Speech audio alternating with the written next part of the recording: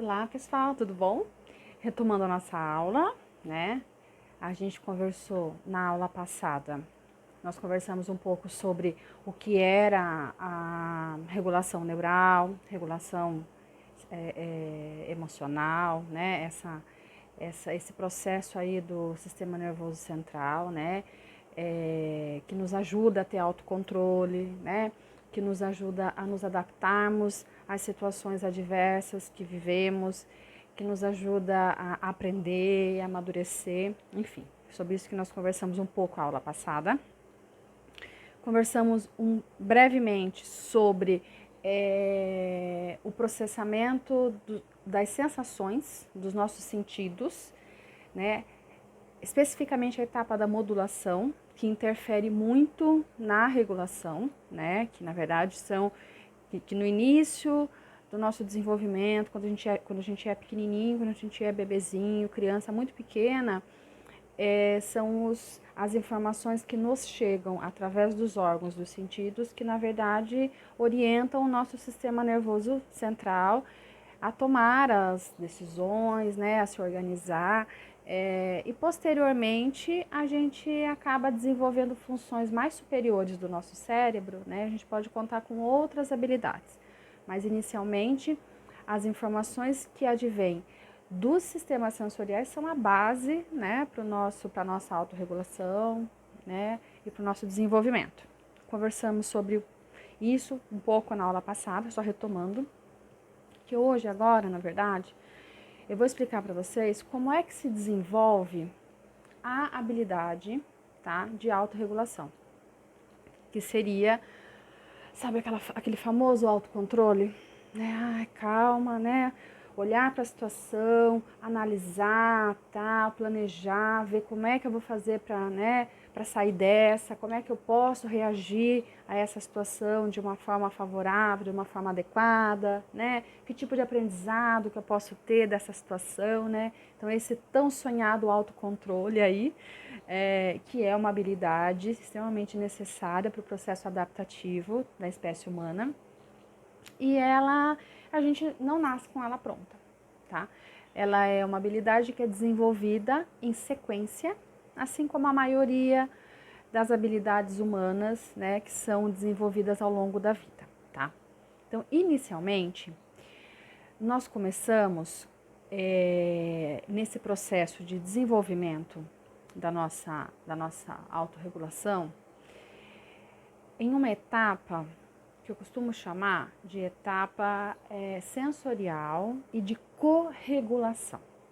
Esse corregulação, esse co na frente, né, significa que eu preciso de alguém, tá? Que eu preciso de uma pessoa, tá? Para me ajudar a regular. E sozinha eu não dou conta de me regular. Sozinha eu não dou conta de lidar com as situações do cotidiano, né, da minha vida, do meu corpo, desse organismo, eu não dou conta, eu preciso de alguém. E isso, na verdade, é quando o bebê é muito pequenininho, quando o bebezinho nasce. É por isso que o bebezinho precisa de ajuda, por exemplo, para conseguir dormir, né? Quem aqui que não viu um bebezinho pequenininho de 2, 3, às vezes 4 meses, aquela criança tá com sono, tá morrendo de sono, mas a criança fica chorando, chorando, chorando e não consegue dormir. Então, daí que a figura, né, cuidadora, né, a figura materna ou a figura cuidadora, né, que essa pessoa faz com esse bebezinho? Pega o bebezinho, põe no colo, balança, canta uma música para acalmar, né, ajuda o bebezinho a dormir.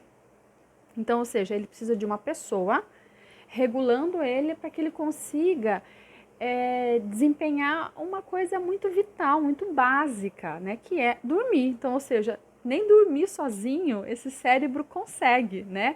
Nem lidar com uma situação como essa, que é tão simples aparentemente, o cérebro não está pronto, não nasce pronto para lidar com isso. Precisa de alguém, né, que o ajude a conseguir dormir.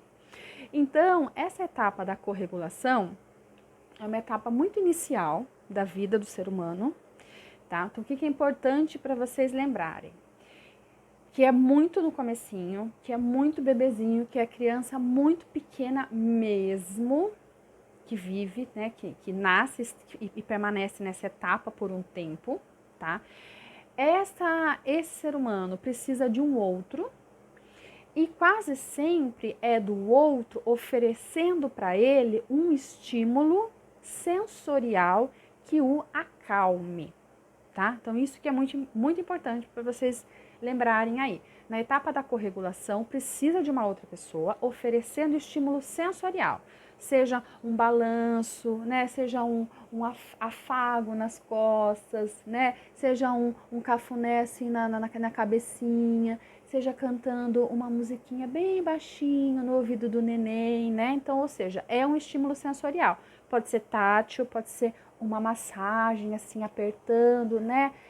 Esfregando o corpinho do bebê, seja balançando, como eu já falei, né? Seja auditivo, um estímulo auditivo, né? Que é um sussurrar, fazendo um barulhinho.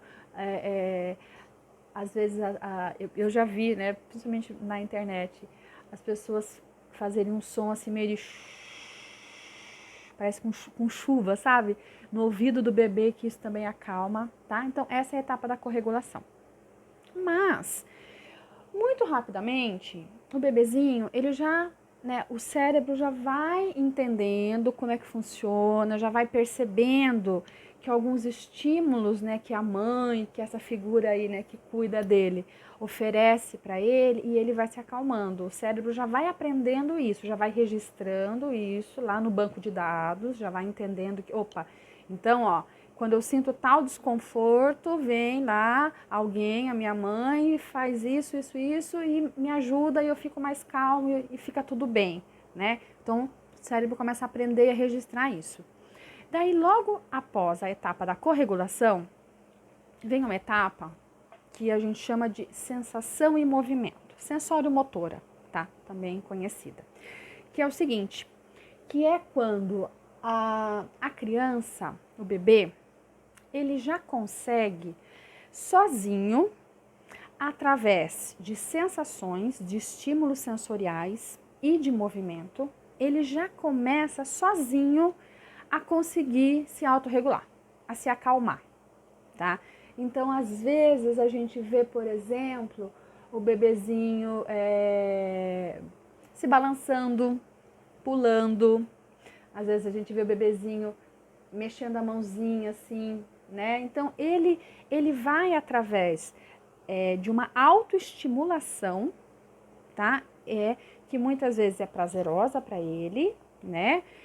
Ele consegue se regular e ele consegue se adaptar a situações adversas aí, né, conflituosas da vida dele, tá? Então, por exemplo, quando é que a gente pode ver uma criança fazendo isso? Se você deixar uma criança, por exemplo, sei lá, de uns 6 meses, tá? A criança de 6 meses, ela já começa a conseguir ter condições de se autorregular através da sensação e do movimento. Se não tiver nada, né, perto dela ali, o que ela vai fazer? Ou ela vai se balançar, né, porque daí não tenho o que fazer, eu tô no ócio, ainda não tenho tantas habilidades, né, mentais para pensar na minha vida e refletir, né? O que eu vou fazer? Então a criança pode ser que ela se balance, pode ser que ela chupe o dedo, né? Então sabe quando a criança chupa o dedo ou chupa a chupeta, né? Isso ajuda ela a se acalmar e a se regular. Então daí ela já não precisa, já passou da etapa da corregulação, ela não precisa mais do outro. Ela sozinha já vai conseguindo minimamente lidar, né, com as situações do cotidiano dela, tá? Não tem grandes habilidades, né? Ela vai conseguir se adaptar às situações do cotidiano, aos conflitos, sempre buscando sensação e movimento, tá? Então, essa é a etapa sensório-motora. Então, por exemplo, muitos comportamentos repetitivos, até mesmo estereotipias, a gente vê em crianças neurotípicas, tá? Crianças sem nenhuma dificuldade, sem nenhum problema, a criança produzindo uma série de movimentos repetitivos para se regular, para se acalmar, né? E não necessariamente significa que ela é uma criança que está no espectro ou que ela tenha um transtorno de estereotipia, não. Mas ela está fazendo aquilo para se acalmar, para se regular, né? Então isso pertence a uma etapa do desenvolvimento normal da habilidade de autorregulação. Daí, o que acontece? Acontece algo maravilhoso no cérebro humano, que é a capacidade de comunicação e de linguagem. A partir do momento que a criança começa a se comunicar, começa a usar a linguagem, ela começa a usar isso para se regular, muitas vezes. Então ela pede ajuda.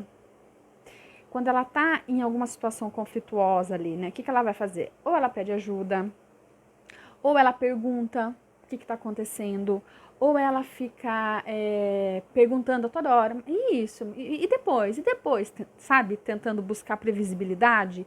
Então ela usa a linguagem e a comunicação para se regular.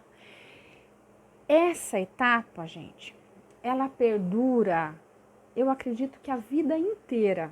Porque vocês podem perceber, nós, né, que somos adultos, né, eu que estou aqui na casa dos 40, quando eu estou angustiada, preocupada, desregulada por algum motivo, por alguma situação, né, alguma situação conflituosa na minha vida, alguma situação, problema, se eu não consigo parar e pensar com calma, né, e planejar ali, resolver o problema, o que eu faço? Eu peço ajuda.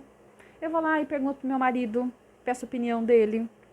Ou senão eu vou lá e pergunto para minha mãe, para minha irmã, ou eu converso com alguma amiga. A gente usa a linguagem e a comunicação para se regular, para se acalmar, né, para conseguir se adaptar às situações do cotidiano. Quantas e quantas vezes a gente está mergulhado em uma situação, né, que tira o chão, entendeu? Que você fica, meu Deus, cabelo branco, sabe aquela famosa expressão cabelo branco?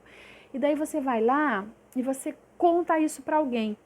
Daí, ao contar isso para alguém, a pessoa olha para você e fala assim, viu, mas peraí, mas você está me falando isso?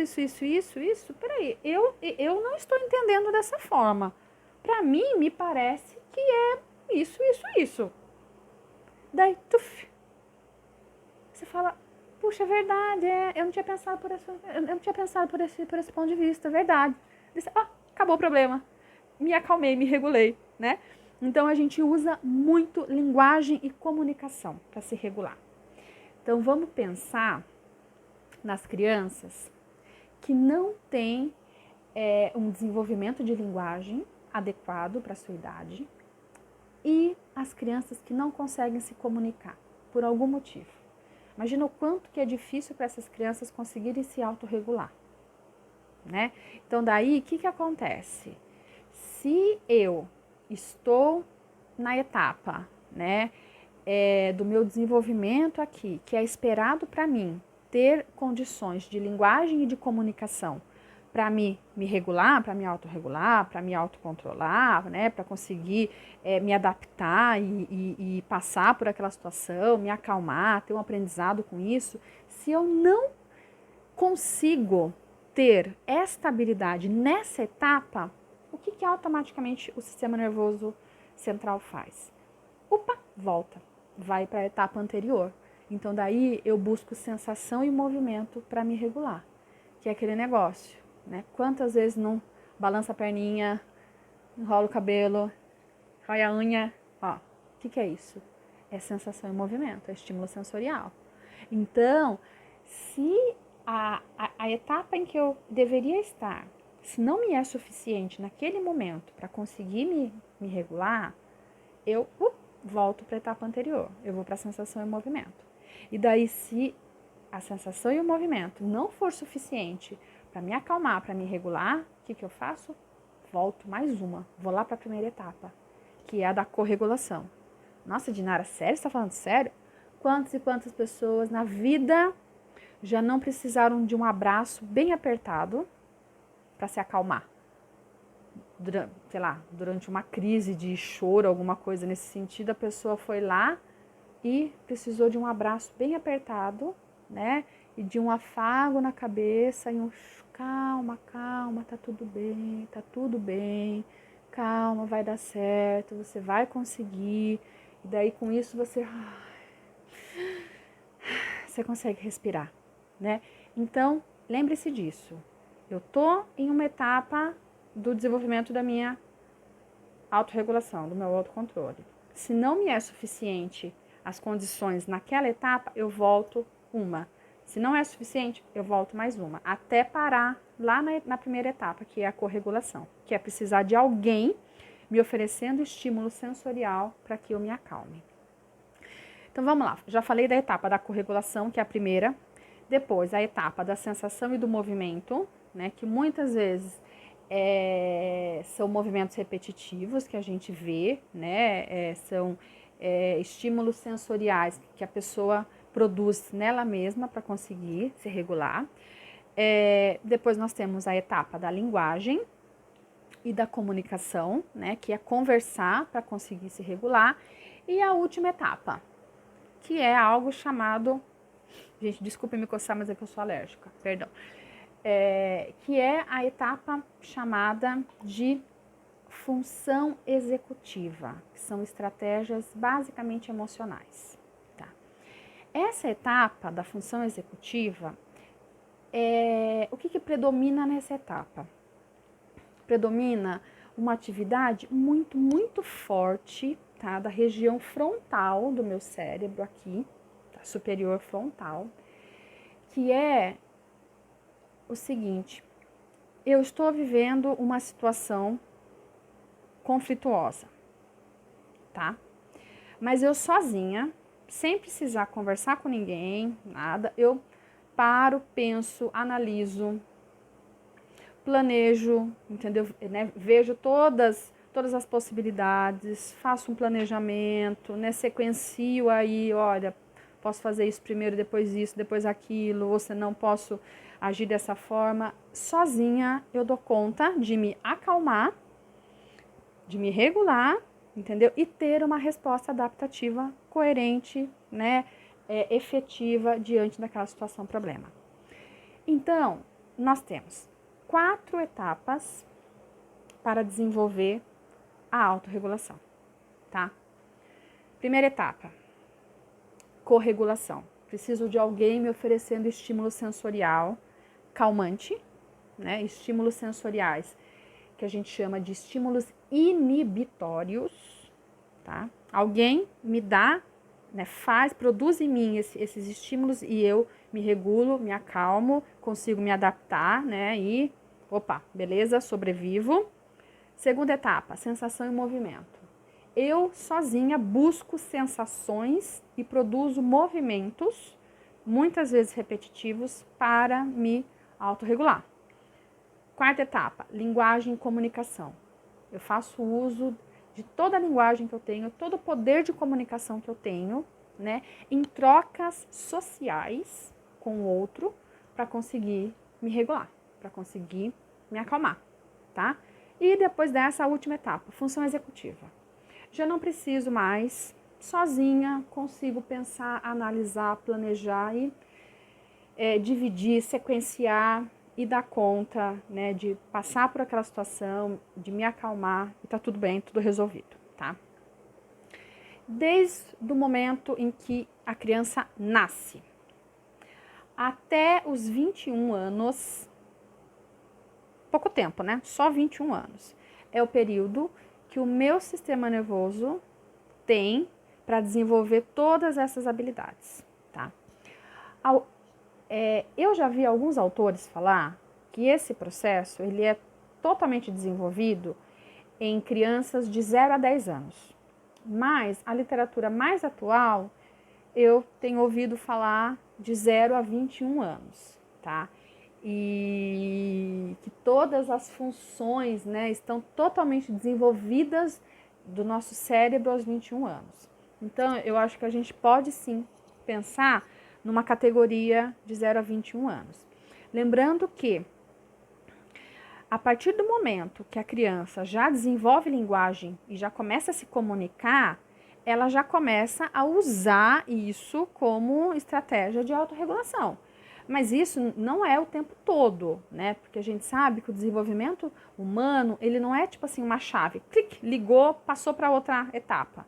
Não é assim, né? Na verdade, as etapas, elas vão se sobrepondo umas às outras, né? Então, eu vou saindo de um nível e vou entrando no outro, mas eu ainda fico com um pouco do nível anterior e um pouco do, né, do nível posterior, até desaparecer totalmente aquele nível anterior. Então, o desenvolvimento humano, ele é sequencial, mas ele não é tipo assim, opa, pulou um degrau e acabou, né?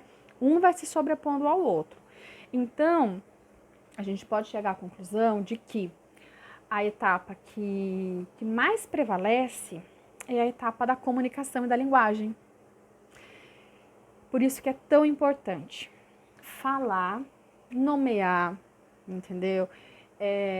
Validar, ensinar a criança, né? Contar para ela, olha, né? Você está vivendo isso, você está sentindo isso, por isso que você está assim, por isso que você está com medo, né? Isso que você está sentindo é medo, isso que você está sentindo é raiva, porque a gente vai nomeando, a gente vai dando ferramentas de linguagem e de comunicação para que essa criança consiga aprender a se autorregular através da linguagem da comunicação. Agora, gente,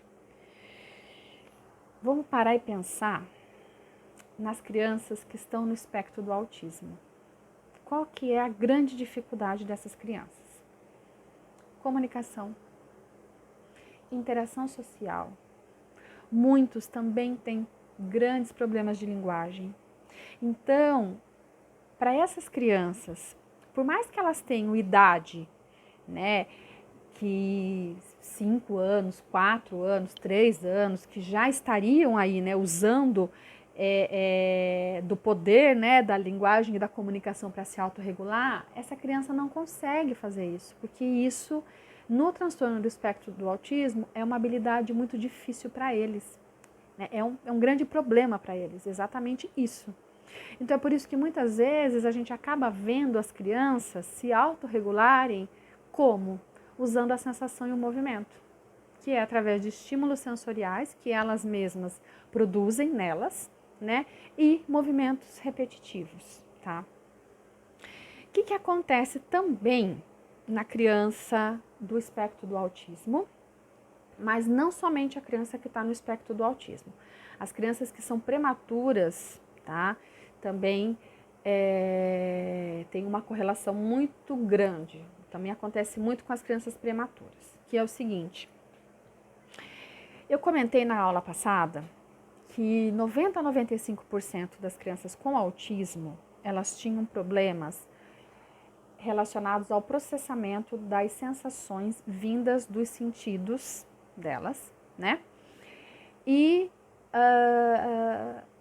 basicamente na etapa do processamento chamada modulação, tá? Que é aquela etapa que vai encaminhar, né, as informações pro cérebro, né, advindas de intensidade, de frequência, né, de potência, então se é muito alto, se é muito forte e tal. Então essa aí é como se fosse um filtrozinho, tá? Essa etapa da modulação. Ela meio que filtra os estímulos para ir para o cérebro, né? Então, para chegar até o cérebro, os estímulos, né, em uma dosagem boa, bacana, adequada, que o cérebro vai dar conta de processar, de entender, né? Precisa ter um filtro bem regulado, né? Agora, se esse filtro tem algum problema, que é o caso, né, das crianças que têm autismo, que têm comprometimento na etapa de modulação, o que vai acontecer? Esse filtro está desregulado. E a maioria das vezes, esse filtro está desregulado para mais. Então, todos os estímulos sensoriais chegam, né, vão lá para o cérebro, né, da criança que tem autismo, com uma intensidade maior do que chegaria para mim e para você, tá? Então, esse é o predomínio da criança com autismo. Desde que eles nascem, tá? Então, lembrando lá na etapa da corregulação, na etapa sensório-motora da regulação e tal. Desde que nasceu, eles sentem o mundo de uma forma muito intensa. Os estímulos sensoriais nas crianças com autismo chegam muito forte, tá? Então, isso deixa o cérebro da criança com autismo desregulado o tempo todo. O tempo todo. Esse cérebro fica perdido, desorganizado. E o que acontece quando o sistema nervoso ele percebe que um estímulo é muito intenso?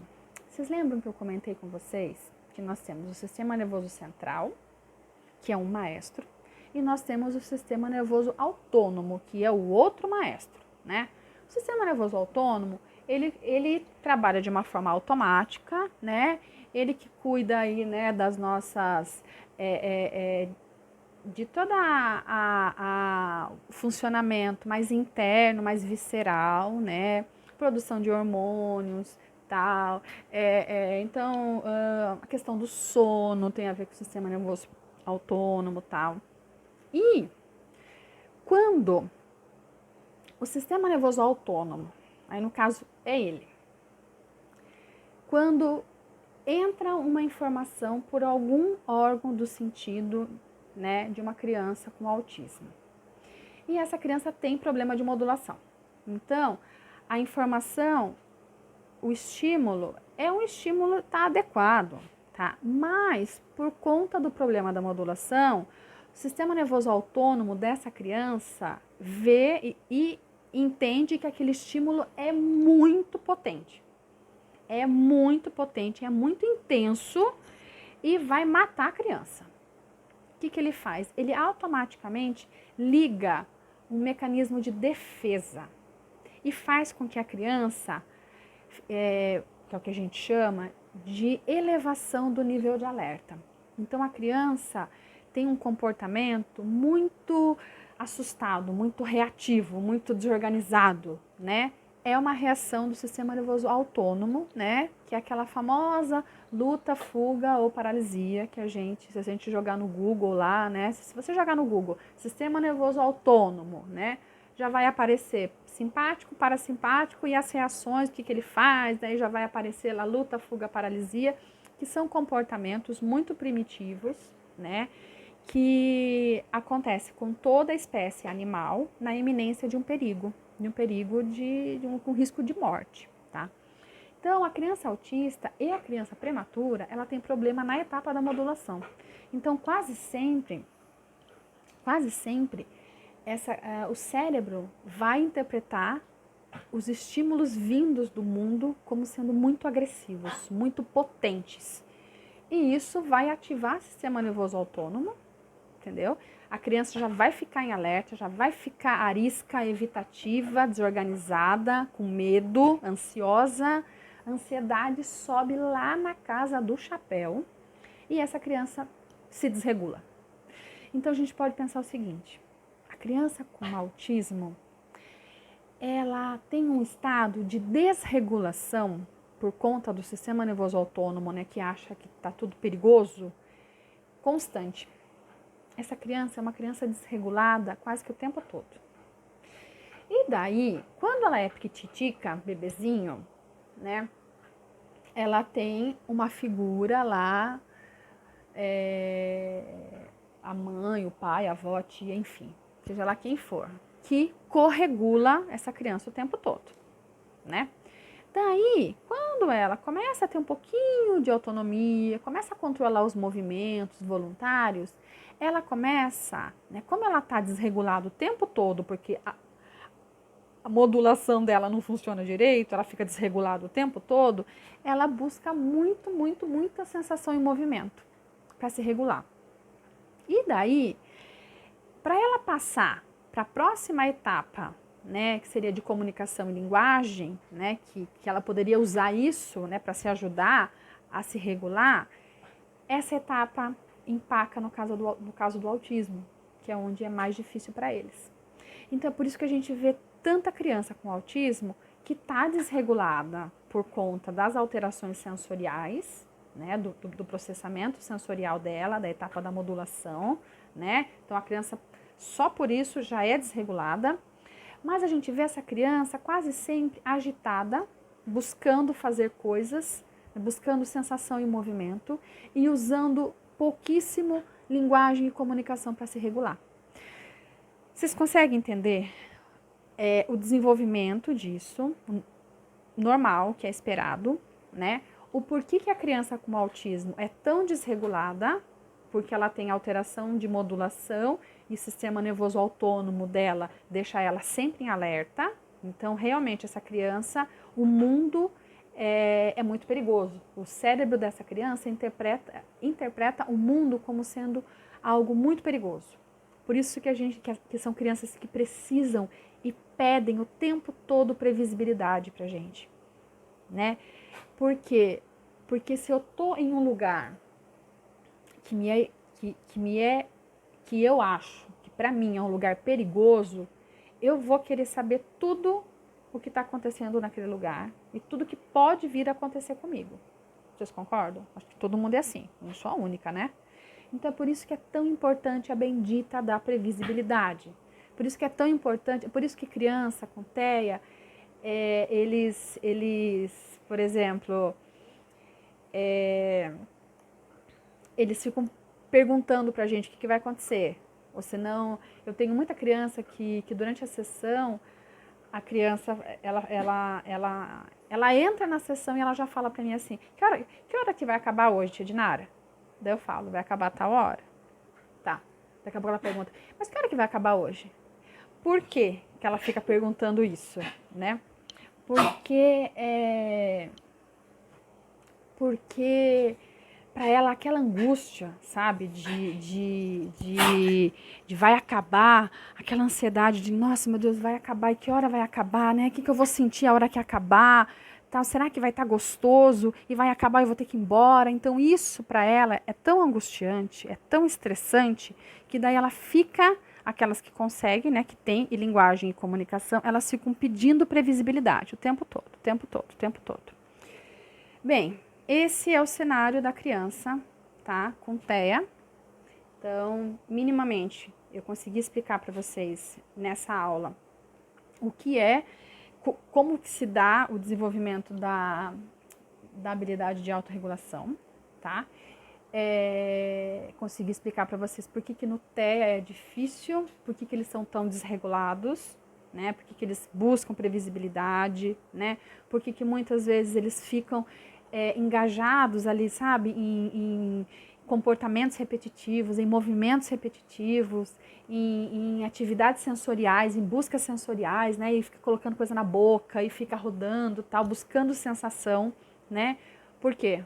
Porque, infelizmente, o perfil sensorial dessas crianças jogam eles num mar de desregulação o tempo todo.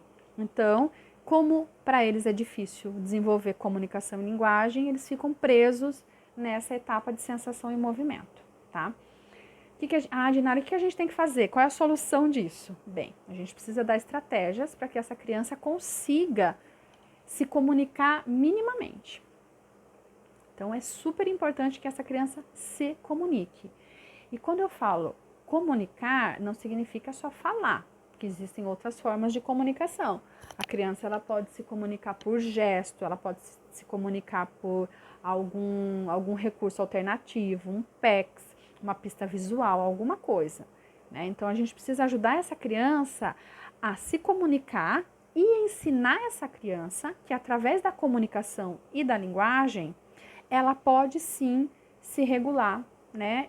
E se acalmar e se adaptar às condições do meio, tá? Em relação